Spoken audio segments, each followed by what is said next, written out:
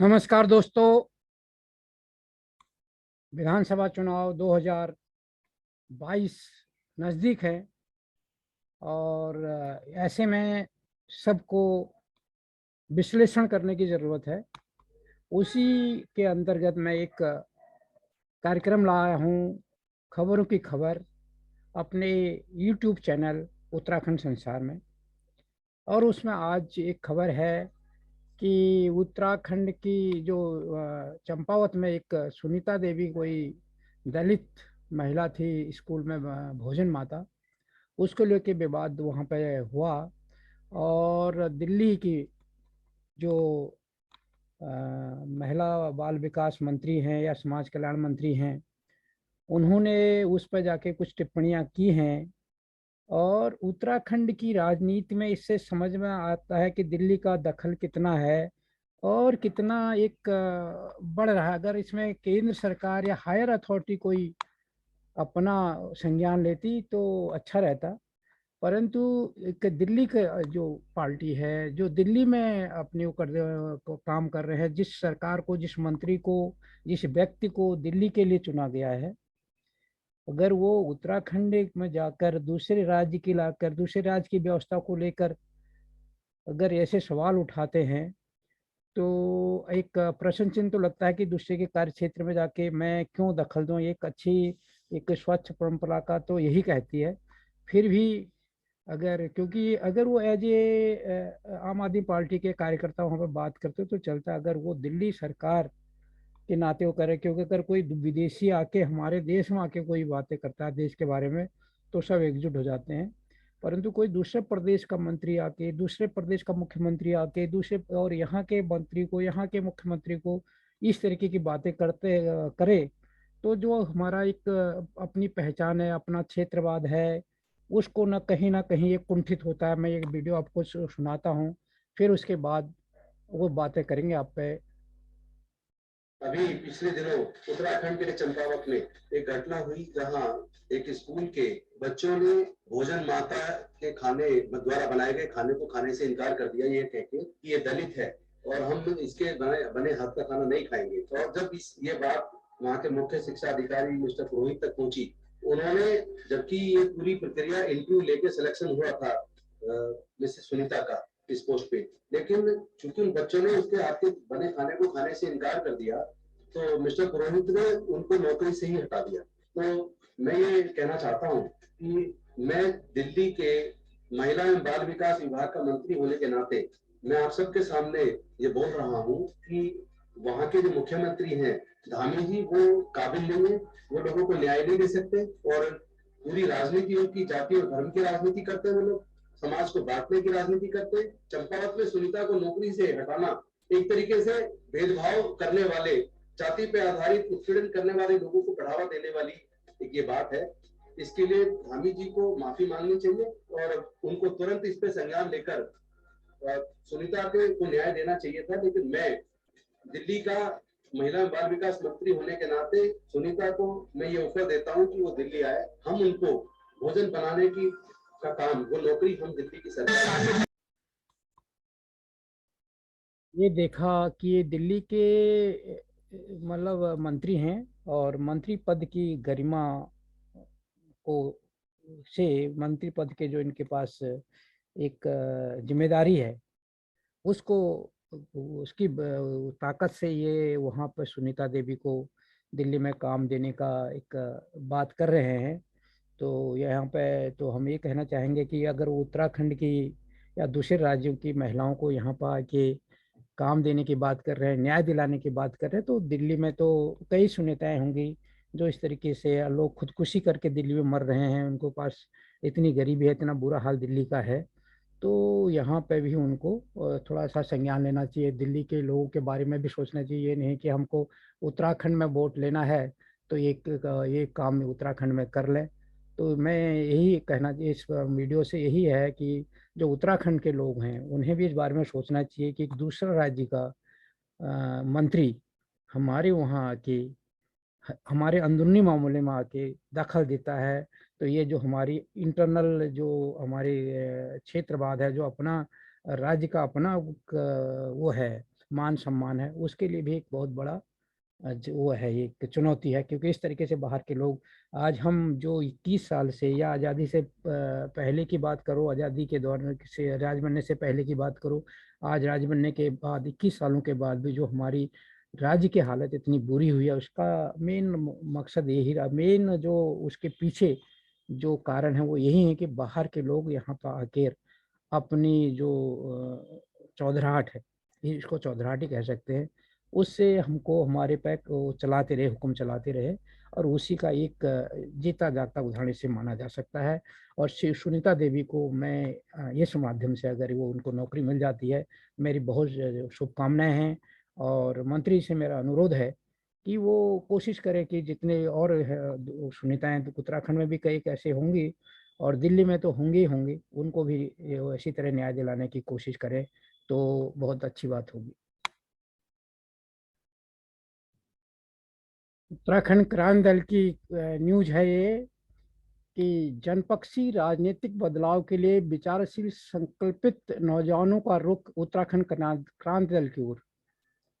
ध्येय संस्था के माध्यम से नौजवानों, महिलाओं सहित अन्य तबकों के सामाजिक आर्थिक उन्नयन के लिए कार्यक्रमों को गंभीरता से संचालित कर रहे संस्था के अध्यक्ष हरीश चंद्र जोशी राहुल के नाम से जो जाने जाते हैं, नौल नौकुचिया ताल भीमताल भीमताल की एक बात है, वो अपने ऊर्जावान साथियों के साथ उत्तराखंड क्रांति दल के केंद्रीय अध्यक्ष काशी सिंह एरी जी की उपस्थिति में आज एक कल की न्यूज है, नैनीताल में उत्तराखंड क्रांति दल परिवार में सम्मिलित हुए।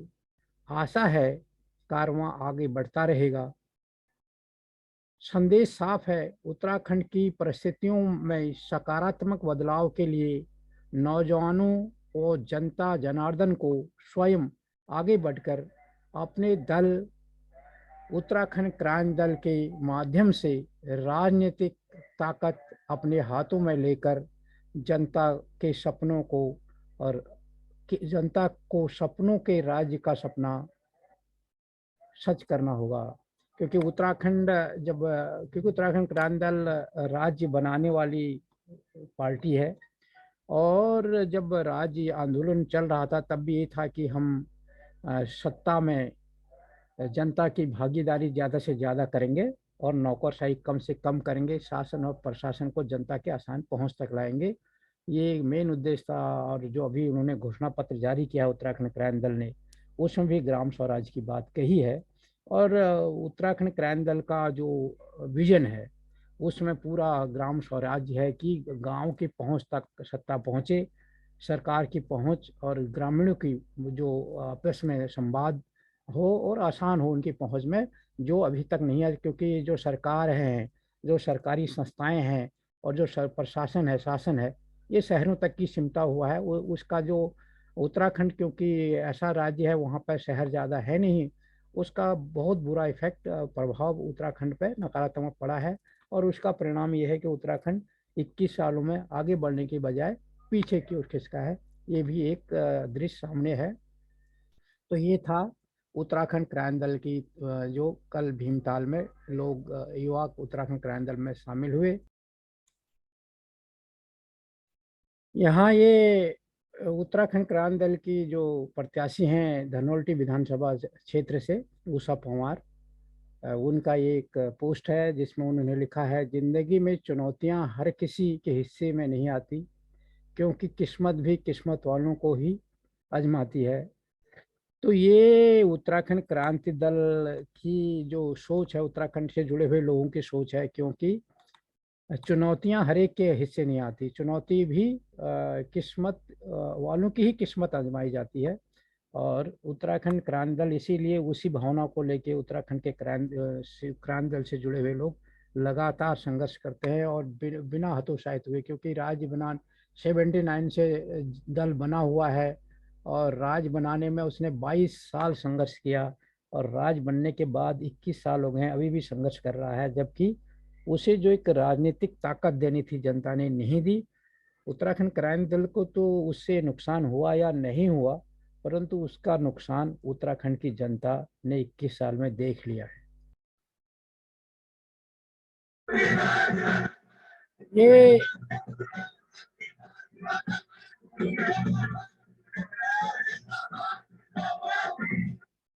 ये उत्तराखंड क्रांति दल के देवप्रयाग से प्रत्याशी और पूर्व राज्य के कैबिनेट मंत्री रहे दिवाकर भट्ट जी का वो है चुनाव रैली है, उसका एक प्रोग्राम है। ये है लोस्तु बड़ियारगढ़ क्षेत्र में का कार्यक्रम है, जहां आम जनमानस के उपस्थित से अब ये साफ हो गया कि देव प्रयाग का जो जनमानस है दिवाकर भट्ट के साथ है, तो उसकी एक झलक है ये।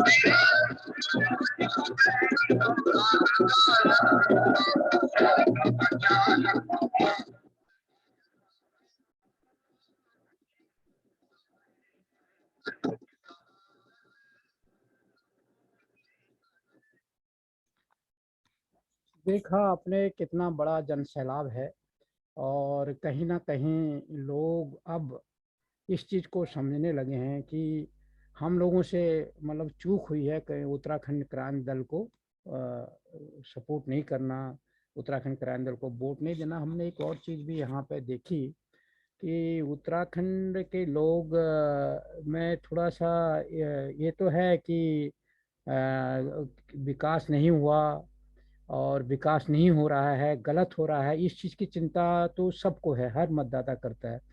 परंतु जब वो सिलेक्शन करता है तो सिलेक्शन करते समय थोड़ा सा वो हो जाता है, मतलब उसके अंदर उस जिसने विकास नहीं किया, जिसने काम नहीं किया, उसके प्रति इतनी ज़्यादा वो हो जाती है, गुस्सा होता है कि वो फिर ये चाहता है कि इसको धराशायी करने वाला ही व्यक्ति होना चाहिए। उसको ये मतलब नहीं है कि जिस व्यक्ति को मैं चुन रहा हूँ वो कैसा है, ये समीक्षा नहीं करता वो ये कहता है कि जो व्यक्ति अभी सत्ता में है, जिसने काम नहीं किया, उसको हटाना है। परंतु गलती कहाँ कर रहा है उत्तराखंड का मतदाता? हटा तो रहा है, ऐसी कोई बात नहीं कि उत्तराखंड में परिवर्तन नहीं हुआ, राजनीतिक परिवर्तन हर 5 साल में हो रहा है। पर गलती ये हो रही है जब परिवर्तन के टाइम पर जो सिलेक्शन करना है उसको, तो सिलेक्शन करते समय वो फिर ये नहीं, उस व्यक्ति का अध्ययन नहीं कर रहा है कि ये व्यक्ति कौन है।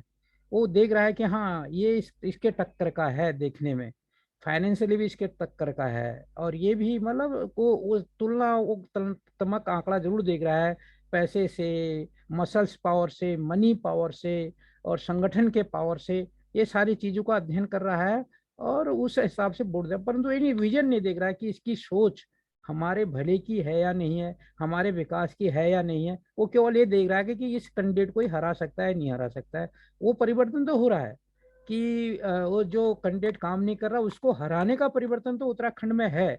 परंतु उत्तराखंडियों को विजन अब उसमें एक चीज रखता है कि कहीं ना कहीं तो उत्तराखंड क्रांति दल वाले लोग जितने 15 साल उनको लग गए ये समझाने में कि राज जरूरी है, तब जन आंदोलन हुआ। और अब ये अपना विजन 15 साल में जो आए, वो लोगों की उम्र भी बहुत ज्यादा हो गई, कुछ लोग इधर से आए, कुछ लोग आंदोलन में हुआ और राज्य बना। तो अब कहीं ना कहीं उत्तराखंड क्रांति दल के लोग अपना विजन जो है, उनका एक दृष्टिकोण जो है, जो ग्राम स्वराज की बात करते हैं, जो जनता की पहुंच तक शासन प्रशासन को लाने की बात करते हैं, और शासन प्रशासन को जनता के आसान पहुंच पर लाने की जो बात करते हैं, विकास को गांव तक ले जाने की बात करते हैं, अंतिम व्यक्ति तक ले जाने की बात करते हैं, उस विजन को वो जनता के बीच में नहीं ले जा पाए। और जनता को भी सोचना पड़ेगा कि हमें ऐसे व्यक्ति को लाना चाहिए जो विकास करे। हमें ये नहीं कि अब उसको हटाना है तो उसके जैसा ही दूसरा खड़ा कर दें, तो फायदा क्या हुआ? अगर हमने एक गलत चीज को हटाकर अगर दूसरी गलत चीज खड़ी कर दी, तो उससे फिर भला कैसे होगा? क्योंकि हमने केवल एक उसको हटाया, उसने हमारा काम नहीं किया तो उसको हटा दिया हमने दूसरा, और दूसरा हमको अच्छा लाना है, ना कि गलत। ये चीज चुनाव में करना चाहिए। अभी तक हमने बदलाव तो किया है, परंतु बदलाव में हमने करते समय भी कैंडिडेट का सिलेक्शन करना है, उसके विजन को देखना है, उनकी सोच को देखना है, उस पे वो कर भी सकता है, नहीं कर सकता है, करने के लिए उसको क्या क्या पाबंदियां उसके ऊपर होंगी। जैसे कि अब आप देख रहे हो कि दिल्ली के दल अभी वहाँ के, अब यहाँ पर मैंने जो शुरू में एक वीडियो दिखाया है कि दिल्ली के जो वो है बाल विकास मंत्री या बाल विकास महिला कल्याण मंत्री विभाग जो है दिल्ली का, तो वो मंत्री आके वहाँ पे वहाँ के मामलों में इंटरफेयर कर रहे हैं, वहाँ के मामले में वहाँ देखकर, और दिल्ली में कह रहे हैं मैं वो उसको काम पर रखूंगा, नौकरी दूंगा, जो भी है। तो अब इसमें देखिए, इसी से दिखता है कि दिल्ली का दखल कितना है। और अगर ऐसे लोगों को वहां पर लाया गया, ऐसी पार्टी को वहां पर लाया गया, तो दिल्ली हमको किस तरीके से झकझोर देगी, इसका भी एक परिदृश्य इससे समझने की जरूरत है। और इससे ये था उत्तराखंड क्रांति दल के बारे में, लोगों को ये दृष्टिकोण देखना पड़ेगा कि वो पैसे से कमजोर जरूर है, वो मसल्स पावर से कमजोर जरूर है, उनके पास संगठन इतना बड़ा जरूर नहीं है, क्योंकि वो क्षेत्रीय पार्टी है और क्षेत्र उत्तराखंड एक आर्थिक रूप से कमजोर क्षेत्र है। परंतु उनके पास विजन है उत्तराखंड का, जो उनके पास ताकत है वो उनके विजन और दृष्टिकोण की ताकत है। उसी दृष्टिकोण से तो वो इतनी लंबी लड़ाई लड़ रहे हैं और अभी भी लड़ रहे हैं। अगर उनको पता होता कि कोई मजबूत अच्छा दृष्टिकोण नहीं होता उनके पास, तो वो भी भाजपा और कांग्रेस और दूसरी पार्टी में चले जाते। उनको कौन सा वो मना कर रहे थे, कई लोग तो गए भी उनमें। तो ये जनता को भी सोचना होगा क्या है, ये भी तो उन पार्टियों में जा सकते हैं। अगर तुम वोट देने जा सकते हो तो ये नेता क्यों नहीं जा सकते, इनको टिकट मिलेगा, ये तो इनसे अच्छे नेता हैं। परंतु उनके पास एक मजबूत विजन है उत्तराखंड राज्य के लिए। मतदाताओं को ये सोचकर इस बार भी सोचना पड़ेगा, विजन पर भी ध्यान देके मत करना पड़ेगा। ऋषिकेश विधानसभा से उत्तराखंड क्रांति दल के प्रत्याशी मोहन सिंह असवाल हैं, ऋषिकेश से उनके प्रत्याशी। उनका 26/12/2021 को एक प्रदर्शन हुआ, उनका एक विशाल जन समर्थन रैली उन्होंने निकाली। तो उसकी एक झांकी आपको दिखाते हैं।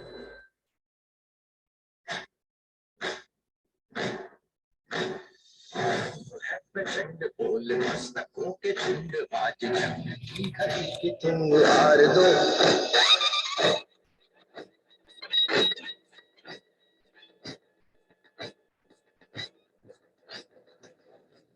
प्रचंड बोल मस्तकों के झुंड आज जंग की घड़ी की तुम हार दो।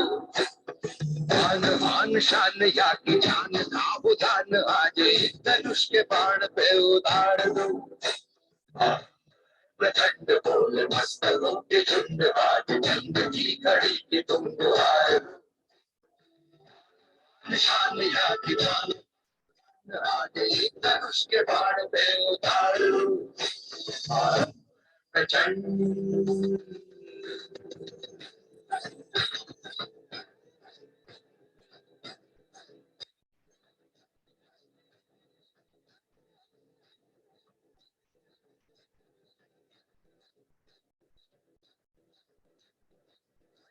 सो प्राण दे, जो मन करे सो प्राण ले, वही तो एक सर्वशक्तिमान है।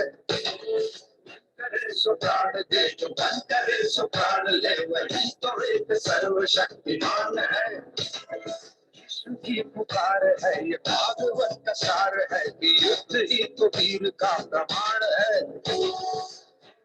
की भीड़ हो या पांडवों का भीड़ हो, जो लड़ सका है वो ही तो। जीत की हवस नहीं, किसी पे कोई वश नहीं, क्या जिंदगी है ठोकरों पे मार दो। मौत अंत है नहीं तो मौत से भी क्यों डरे, ये जाके आसमान में दहाड़ दो। ये उत्तराखंड क्रांति दल की जो रैली है ये है ऋषिकेश की, और इसमें वहाँ के प्रत्याशी हैं मोहन सिंह असवाल, ऋषिकेश से उत्तराखंड क्रांति दल के प्रत्याशी। उन्होंने एक वो विशाल रैली का आयोजन किया था। तो पहले मैंने आपको दिखाया था भीमताल में काफ़ी लोग नौजवान उत्तराखंड क्रांति दल में शामिल हुए, और देवप्रयाग से एक बहुत अच्छा एक रिस्पॉन्स उत्तराखंड क्रांति दल के प्रत्याशी दिवाकर भट्ट जी को मिल रहा है। और ये ऋषिकेश में देखा आपने, अभी शुरुआती दौर रुझान है, लोग अच्छा एक रिस्पांस उत्तराखंड क्रांति दल को दे रहे हैं और लोगों को अब समझ आने लगा है कि हमें केवल वो जो सत्ता नहीं बदलनी है, हमें सत्ता पर एक दृष्टिकोण वाला, एक विजन वाला, एक सोच समझ वाला उत्तराखंड का, जिसके पास दृष्टिकोण है, जो उत्तराखंड की समझ रखता है, ऐसे लोगों को लाना है। ये लोग भी, ये बात भी अब लोगों के समझ में आने लगी है। ये उत्तराखंड क्रांति दल ने जो अपना घोषणा पत्र जारी किया है, तो उसी पे येरी जी का एक बयान है कि गांव में खेती करने वालों को देंगे मनरेगा की तर्ज पर पैसा। तो ये है अमृत विचार नैनीताल ने छापा है इसको। उत्तराखंड क्रांति दल के केंद्रीय अध्यक्ष काशी सिंह एरी ने कहा कि राज्य में उनकी सरकार बनने पर गांव में खेती व पशुपालन करने वालों को मनरेगा की तर्ज में प्रोत्साहित राशि दी जाएगी। भाजपा और कांग्रेस ने राज्य को लूटा है। रविवार को नैनीताल क्लब में पत्रकारों से वार्ता में केंद्रीय अध्यक्ष एरी ने कहा कि उत्तराखंड को हमने बनाया और उत्तराखंड को हम ही बचाएंगे। कांग्रेस और भाजपा ने बारी बारी से राज्य को लूटा है। 21 साल बाद भी राज्य की जमीन की खरीद फरोख्त रोकने के लिए कोई प्रभावी कानून नहीं बना। उत्तर प्रदेश के कब्जे में अब भी 1.5 लाख करोड़ से अधिक की परिसंपत्ति है। गांव से पलायन को रोकने के लिए गांव में ही लोगों को आजीविका दी जाए। एरी ने कहा कि गांव में कृषि कार्य करने वालों को मनरेगा की तर्ज पर 200 से 400 रुपया पर दिन दिया जाएगा। साथ ही गांव में पशुपालक महिलाओं को भी 200 से 400 रुपये पर दिन दिया जाएगा। इस दौरान पूर्व विधायक नारायण सिंह जैंतवाल, अध्यक्ष चंद्रशेखर, KL आर्य, प्रकाश पांडे, वीरेंद्र आर्य, भुवन राम, रिंकी देवी, लीला देवी मौजूद रहे। तो ये था, क्योंकि जब आंदोलन देखा गया कि मैं जो एक एरिज ने बात की, मैं इसको थोड़ा सा उन लोगों के लिए क्लियर कर दूं कि आंदोलन के दौरान जो विजन था, ये एक आज का नहीं, क्योंकि जब राज्य मांगा गया था उसी का एक दृष्टिकोण है, उसी को लेके आगे बढ़े थे। तो उत्तराखंड की जो हम उत्तराखंड की जवानी, उत्तराखंड का पानी, उत्तराखंड की माटी की बात करते हैं, और उनको ये पता नहीं है कि इस चीज़ को हम कैसे रोकें। तो इसको रोकने के लिए जब तक वहाँ पे हम देखो अब आज क्या हो रहा है, पहाड़ों में भूस्खलन बढ़ रहा है, आपदाएं बढ़ रही हैं, उसको रोकने के लिए भी ये सारे प्रोग्राम जरूरी हैं। अब इस प्रोग्राम को किया कैसे जाएगा, इम्प्लीमेंट कैसे किया जाएगा, ये कुछ लोगों को अटपटा सा लग रहा होगा कि मनरेगा के तर्ज में देंगे। ये जो है, ये क्या होता है कि जब आदमी 6 महीने बाद उसकी फसल तैयार होती है, और 6 महीने बाद ही फसल कितनी होती है उसका कोई भरोसा नहीं होता है। और 6 महीने के पहले फसल तैयार हो और उससे पहले उसके खेतों में सूअर चले जाए, उसके खेतों में हिरन चले जाए, नील गाय चली जाए, या फिर किसी तरीके से ओलावृष्टि हो जाए, कुछ भी हो सकता है, तो वो कहीं का नहीं रहता। और इससे क्या होता है कि वहाँ का जो हतोत्साहित हो रहा है, जो किसान हतोत्साहित होता है, और दूसरी ओर वो खेतों पर काम नहीं करता, खेतों पर काम नहीं कर रहा है, अपने पशुपालन पे यही हो रहा है कि कभी बाघ मार देता है, कभी दूसरी चीज़ों के वो शिकार हो जाते हैं। तो उससे जो एक साइड इफेक्ट पड़ रहा है, हमारे इन्वायरमेंट को भी इसका बड़ा नुकसान हो रहा है, हमारे पर्यावरण को भी इससे बड़ा नुकसान हो रहा है, क्योंकि खेती नहीं होगी, खेती बंजर रहेगी, तो उसमें कहीं ना कहीं जो हरियाली है उसकी मात्रा भी घटेगी। और वही चीज जो लाइव वो है, जीवन चक्र है, अगर लोग पशु नहीं पालेंगे तो जो प्रकृति का जो जीवन चक्र है वो भी प्रभावित होगा। एक तो ये एक इसके पीछे कॉन्सेप्ट था। दूसरी चीज ये थी कि हमको जब हम भूस्खलन की बात कर रहे हैं, जब हम कर रहे हैं कि वाटर कंजर्वेशन की बात हो रही है, और वहाँ की उपजाऊ मिट्टी को बचाने की बात हो रही है, वहाँ की जो तासीर है उसे बचाने की बात हो रही है, और ये मैदानी इलाकों को बचाने की बात हो रही है। जब बाढ़ आती है, जब भूस्खलन होता है, जब आपदाएं होती हैं, तो उन पर कितना करोड़ों रुपया खर्च होता है, पूरा मशीनरी उस पर काम करती है। अगर हम उसका एक छोटा सा हिस्सा लेके उसको होने ही ना दें, उसको रोक दें, तो हमारे काफ़ी जो चीज़ें जो संसाधनों का की बर्बादी होती है और फिर उसके निर्माण में जो खर्च होता है, तो उसका एक छोटा-सा हिस्सा अगर हम यूज़ करें, तो ये सब कुछ पर नियंत्रण हो जाता है। तो इसके तहत जो एक बात कही गई है, वो विज़न पूरा था कि हम जो वर्षा जल है और पहाड़ों पर तेज़ बहाव होता है, उसको भी हम संचित करेंगे। खेतों के ढाल को हम अंदर को करेंगे। खेतों के अंदर ही हम जल संरक्षण की बात करेंगे। जिस खेत में जितना पानी गिरेगा, उसको वहीं संचित करने के लिए व्यवस्था करेंगे, ताकि वो जब पानी की ज़रूरत हो, हम वहाँ से सिंचाई कर सकें। अब इसके लिए जो किसान है, उसके पास तो इतना कुछ है ही नहीं, वो तो शाम को रोटी भी कहाँ से खाएगा? उसके पास तो ये दिक्कत है, वो इसीलिए तो पलायन कर रहा है। तो हम कोशिश ये होगी कि हमने पहाड़ी वो बचाना है, मैदान भी बचाना है, आपदाओं से रोक लगानी है। तो इसके लिए अगर वो काम कर रहा है, इस दृश्य से देखना है, जो हमारे देश में जो प्राकृतिक आपदाएँ होंगी, जो बाढ़ आएगी, जो लैंडस्लाइडिंग होगी, तो इससे बचाने में अगर वो भूमिका निभा रहा है, तो उसको उसका पैसा मिलना चाहिए और वो उसमें खेती भी करे। अब दूसरी चीज़ हमने एक और भी विज़न था कि हम जंगलों को भी इसी तरीके से बचाएँगे, क्योंकि उसको इन्वॉल्व करेंगे। बार-बार हम क्यों कहते हैं कि वहाँ के स्थानीय लोगों को जंगलों का अधिकार दिया जाए। वहाँ का अधिकार का मतलब जंगलों में आके सक्रियता से भाग रहा है, जंगलों को भी बचाएँ और खुद भी कमाएँ। तो ये विज़न इसके अंदर है। उसी तरह पशुपालन से है, पशुपालन होगा तो एक साइकिल वो बढ़ेगी, लोगों की आजीविकाएँ बढ़ेगी और एक जो वहाँ पर लाइफ़ साइकिल है, उसके लिए भी एक संतुलन बनेगा उसका।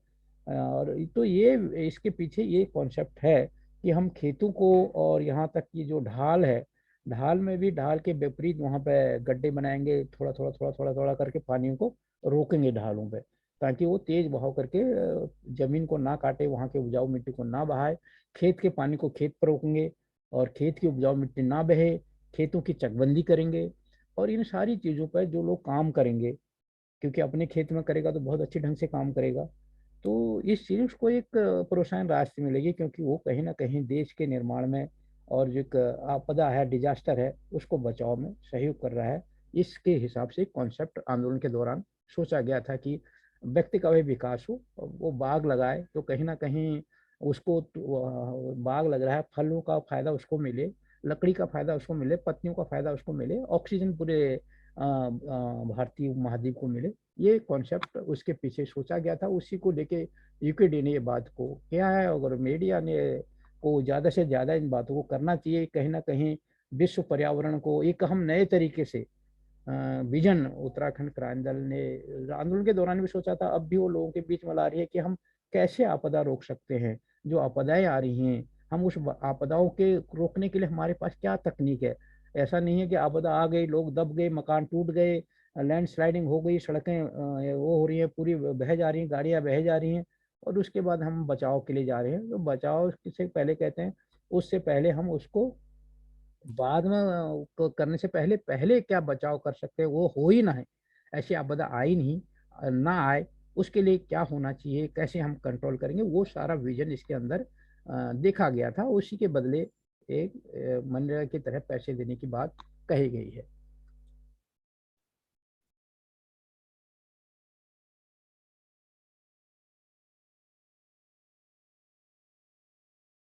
क्यों नहीं खाया गया? मैं तो बस यही चाहती हूँ कि मेरे को न्याय चाहिए। दूसरे दिन 23 बच्चों ने खाया, तीसरे दिन कितने बच्चे थे? 18 थे, 18 बच्चे थे और चौथे दिन थे 14 बच्चे। तो लास्ट दिन करी मैंने दी थी, वो 16 बच्चे थे, 80 वाले थे।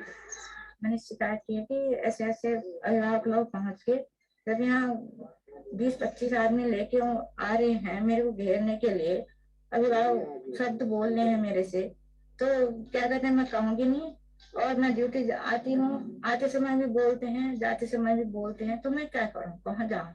अम्मा लोग, माताएं लोग बोलती थी कि हमारे बच्चे क्यों खाएंगे, धर्म नियम से अनुसार चलो आप, और जैसे धर्म में चले हो आए थे वैसे चलो, हमारे बच्चे नहीं खाएंगे।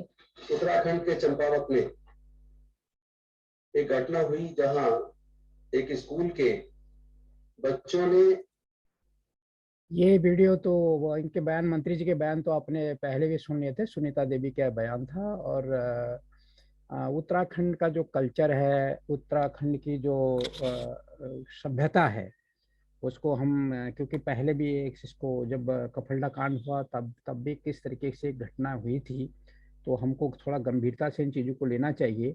उत्तराखंड का जो सामाजिक ढांचा है उसको बाहरी लोग नहीं समझ पाएंगे, क्योंकि बाहरी लोग जो वहाँ पे, हमारे वहाँ पे इस तरीके से हरिजन या दूसरे तरह की बातें, भरी इनको हरिजन कहकर या वो दलित कहकर वोटों की राजनीति होती है।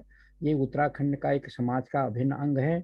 और ये शिल्पकार लोग हैं उत्तराखंड के, जितने भी जो वो थे व्यवस्थाएं थी, वो उसका एक अहम हिस्सा ये लोग हैं। और अब इस तरीके से लोगों को, हम समाज को बांटना, क्योंकि अगर जब ये परहेज की बात हो रही है, हाथ का पकाया नहीं खाने की बात हो रही है, तो वहां पर तो क्या करते हैं कि पंडित लोग ठाकुर के हाथ का पकाया भी नहीं खाते।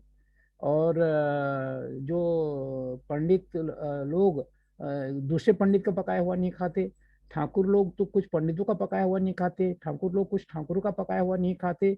ये व्यवस्था तो अब क्या होता है कि ये वो दलित महिला है, इस चीज को गलत तरीके से परिभाषित करने के बजाय कि जो हाँ, यहाँ पर ये है कि मैं इतना जरूर कहूंगा, अगर बच्चे थे, क्योंकि बच्चे परहेज नहीं करते। अगर थोड़ा सा इसमें माँ बापों ने गलत वो किया, परंतु बच्चों को परहेज नहीं करना चाहिए था। और परंतु जो ये इस तरीके उठाया जा रहा है कि उसके हाथ का नहीं खाया, हाथ का तो उत्तराखंड का जो सामाजिक ताना बाना है उसको मैं पहले भी कह चुका हूँ कि बाहरी लोग को इसका पता ही नहीं है। उत्तराखंड का ताना बाना, हमारा वहाँ का जो सामाजिक ताना बाना वो एकदम भिन्न है। हमारे अंदर पंडित है, ठाकुर है, हरिजन है या वैश्य है और हिंदू है, मुस्लिम है, सब भाई भाई है। वहाँ पे ऐसा कुछ भी नहीं है किसी के अंदर जो द्वेष की भावना हो। द्वेष की भावना तो है ही नहीं। मैं वही कह रहा हूँ, जहां तक हाथ का खाना पकाने की बात हो, पंडित पंडित के हाथों का नहीं खाते, ठाकुर ठाकुर के हाथ का नहीं खाते, पंडित ठाकुर के हाथ का नहीं खाते। ये तो चला है और चलाया, कभी आपस में द्वेष की भावना तो है ही नहीं इन लोगों में आपस में। परंतु इस तरह की जब राजनीति होती है, इस तरह के जब राजनेता बीच में घुसते हैं, तो ये बड़ा पीड़ा का विषय है, हमारे समाज के लिए बहुत बड़ा घातक है। और दूसरी चीज, जो समाज को भी, अगर गरीब महिला है, कोई भी है, कभी अगर ये सुनीता देवी अगर एक सक्षम महिला है, आर्थिक रूप से स्ट्रांग है, मजबूत है, तो उनका विरोध होना चाहिए। अगर गरीब है और उनको जरूरतमंद है तो उनको सहयोग करना चाहिए, गांव के सभी लोगों को। और दूसरे बच्चों को भी इस चीज़ को, क्योंकि एक परिवर्तन आना चाहिए। हम लोगों को एक जरूरत, और वो उसकी जरूरत एक, अगर वो अगर एससी से आती हैं, अगर वहाँ पे पंडितों के बच्चे पढ़ते हैं, ठाकुर के बच्चे पढ़ते हैं, तो क्योंकि जरूरत उनकी, अगर वो ज्यादा इस तरीके से वो करने से अच्छा है अपना कोरा राशन ले लें। क्योंकि हम तो ऐसे ही करते हैं, वहाँ के पंडित लोग, अगर कोई अस्सी के घर में कोई प्रोग्राम होता है, कोई कार्यक्रम होता है, तो उसमें जाते हैं और खाने के नाम पर खुद वो कोरा राशन देते हैं, कोरा राशन पकाते हैं। पंडित लोग ठाकुर के घर में जब आते हैं तो उनको कोरा राशन देके खुद पकाते हैं, खुद खाते हैं। तो ये तो हमारा सामाजिक ताना बाना है। उस ताने बाने को अगर ये बाहर के लोग जाके इस तरीके से वहाँ पे बिगाड़ने की कोशिश करेंगे, तो ये तो बहुत बुरी बात होगी। बाकी सुनीता देवी को मैं तो कहूँगा कि इस चीज़ को थोड़ा सा इस तरीके से समझे, क्योंकि अपने को खासकर जो ऐसी कहे के, जो हरिजन कहे के, जिस तरीके से हमारे समाज के एक किसी वर्ग विशेष को दरकिनार करना की कोशिश की जा रही है हमारे बाकी समाज से, उनको ये सोचना चाहिए, खासकर हमारे जो हरिजन लोग हैं, जो हमारे दलित लोग हैं। क्योंकि क्या पंडित लोग ठाकुरों के हाथ का खाते हैं, तो ठाकुर तो उनसे दरकिनार नहीं, अपने को अलग नहीं कर रहे हैं। मन नहीं खाना मत खाएं। हम तो उनको कोरा देते हैं, खाते हैं खाए, ना खाए तो ना खाएं। वहाँ के ठाकुर तो ये कहते हैं, पंडित दूसरे पंडित का नहीं हाथ का नहीं खाता, खाना तो खाएगा, नहीं खाना तो मत खाए। तो इस तरीके की भावना, हमको हमारे अंदर हीन भावना नहीं आनी चाहिए। और क्योंकि बाहर के लोग जब राजनीति के इतनी गंदी है, वो जबरदस्ती हमारे अंदर इस तरह की भावना पाएगा, हमारे समाज को तोड़ेंगे। तो हमें अगर ऐसा है, मैं सुनीता देवी से भी अनुरोध करूंगा, अगर बच्चे नहीं खा रहे हैं तो उनसे बोला अपना राशन पूरा ले जाओ, अपने घर में खाओ, जो खाते हैं उनके लिए पकाओ।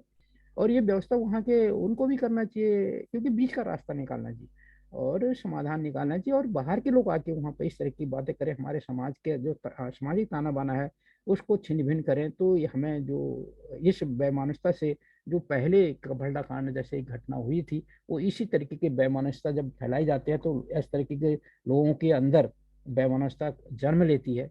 और उसका परिणाम हमारे समाज को किस तरीके से नुकसान झेलना पड़ता है। और एक बहुत बड़ी क्षति हमारे सामाजिक ताने बाने की उस घटना के दौरान हुई थी, और अभी भी उसी तरह की कोशिश की जा रही है। मैं अनुरोध करूंगा विशेषकर सभी से, क्योंकि क्योंकि उनको एक हीन भावना पैदा की जा रही है हमारे जो सुनीता देवी के माध्यम से, सुनीता देवी के अंदर। तो मैं सुनीता देवी के माध्यम से उन्हीं के वर्ग के लोगों से अनुरोध करूंगा कि अब इस तरह की भावनाएं दिल्ली में मत पाओ। आप तो उस वहाँ के समाज के अभिन्न अंग हो, और हमारी एक मजबूत कड़ी है वो वहाँ की उत्तराखंड समाज की।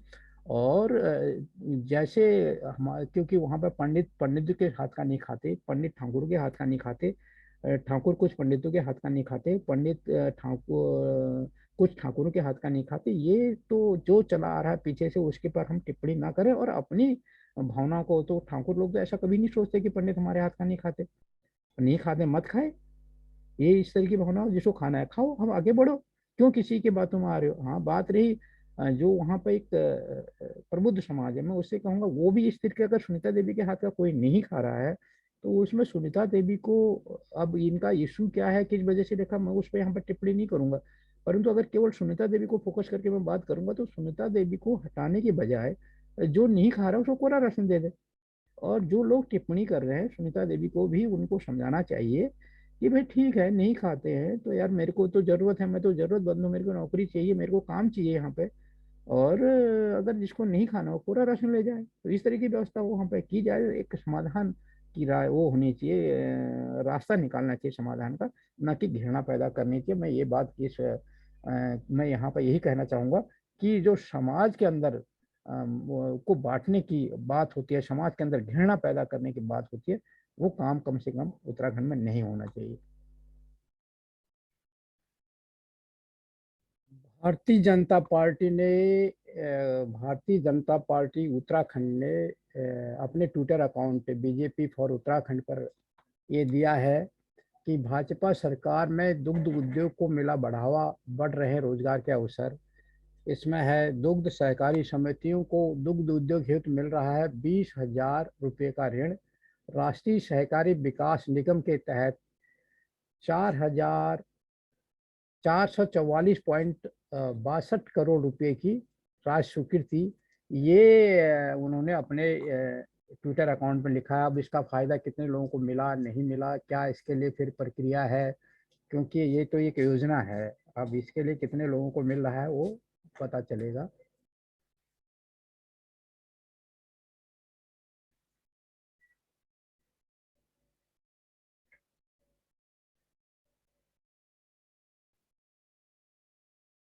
अगर आपने चैनल अभी तक सब्सक्राइब नहीं किया है तो इसको सब्सक्राइब कीजिए और बेल का आइकन भी दबाइए, ताकि जैसे मैं वीडियो अपलोड करूँ उसकी इन्फॉर्मेशन आपको मिले।